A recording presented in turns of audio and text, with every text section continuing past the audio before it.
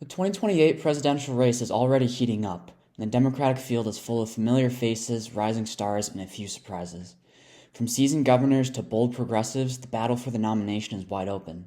So who's actually running for president in 2028, and who has a real shot at winning? Let's break it down. Vice President Kamala Harris enters 2025 with name recognition, history-making credentials, and a mixed political legacy. As Joe Biden's second in command, she's been front and center on key issues like abortion rights and foreign policy, but her approval ratings have stayed lukewarm. Once seen as a natural heir to Biden, Harris now faces skepticism from both progressives and moderates. She has publicly stated that she will decide by late summer whether to run for governor of California in the 2026 election. Her potential candidacy has already impacted the Democratic field, with several prominent figures indicating they would defer to Harris if she enters the gubernatorial race next year. If she runs for president in 2028, she'll be doing it with something to prove to a party that's already looking for fresh leadership. After cruising to re-election in 2022 and gaining national visibility as California's governor, Gavin Newsom has been positioning himself as the de facto leader of the post-Biden Democratic establishment. He sparred with Republican governors, bought billboards in red states, and even debated Ron DeSantis on Fox News. Newsom brings charisma, confidence, and a well-funded machine, but his California record is polarizing, and critics will point to homelessness, crime, and the cost of living in his state. Still, if he runs, he's instantly a top contender with executive experience, media savvy, and a strong donor network. After a high-profile run for president and a stint as transportation secretary, Pete Buttigieg has kept his name in the mix, racking up frequent media appearances, traveling into key states like Iowa, and staying plugged into the Democratic network. His brand is still technocratic and future-focused, appealing to policy wonks and moderate voters alike. But the questions remain. Can he expand his appeal with voters of color? Can he break through in a more crowded and diverse 2028 field? If he runs, expect a disciplined, data-driven campaign and plenty of early momentum from the donor class. AOC has been at the forefront of the progressive movement since her victory in 2018, and in 2028 she may finally be ready to take her shot at the presidency.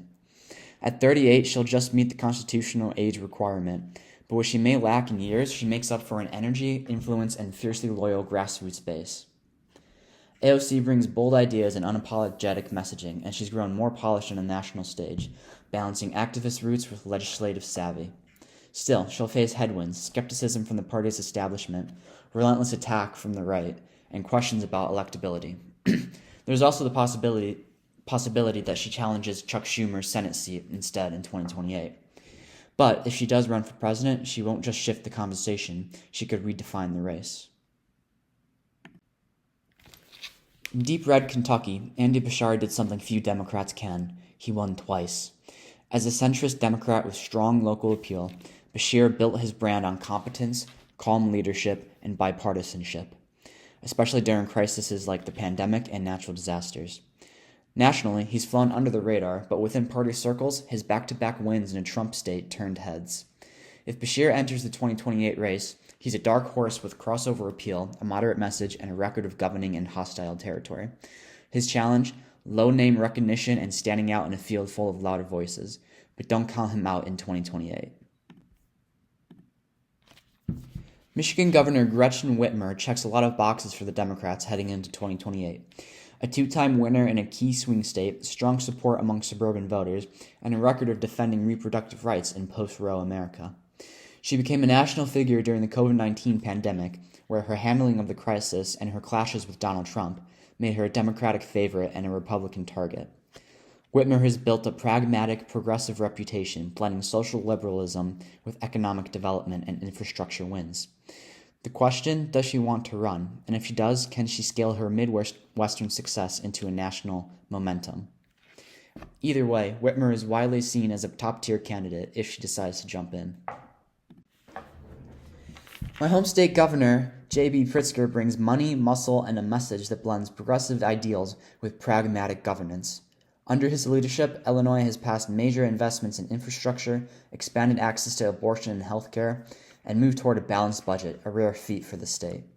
As a billionaire, Pritzker has the ability to self-fund, giving him financial independence few others in the field can match.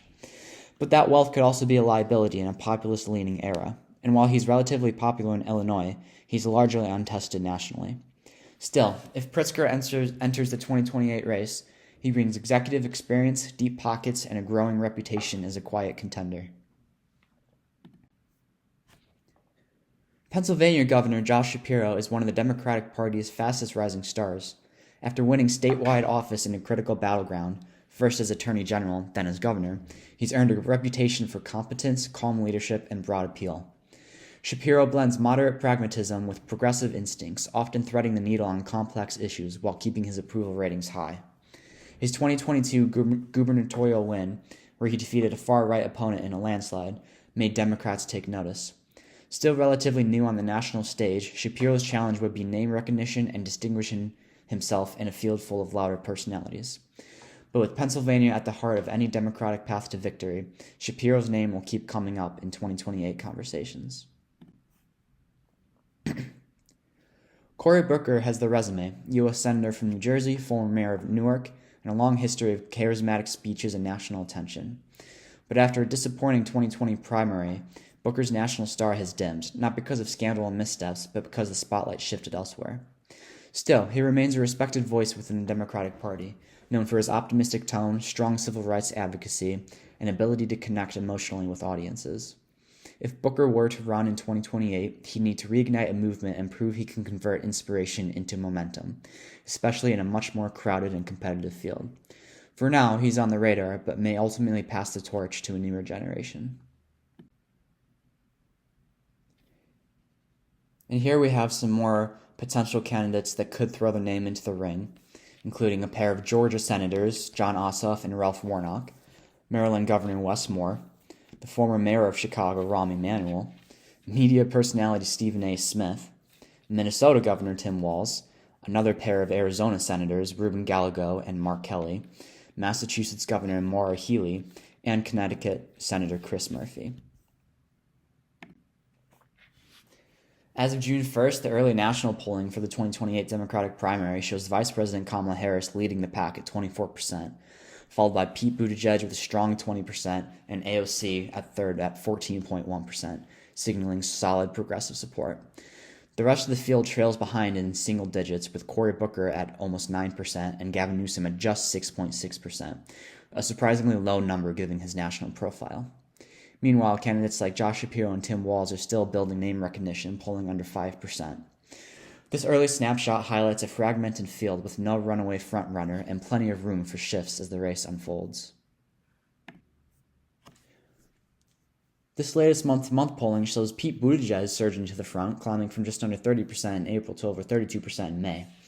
AOC also gained some momentum, overtaking Kamala Harris for second place as Harris continues to slide. Booker saw a modest bump, while names like Newsom and Josh Shapiro held steady in the single digits. Whitmer and Ralph Warnock both dropped, suggesting early interest in their potential candidacies may be fading.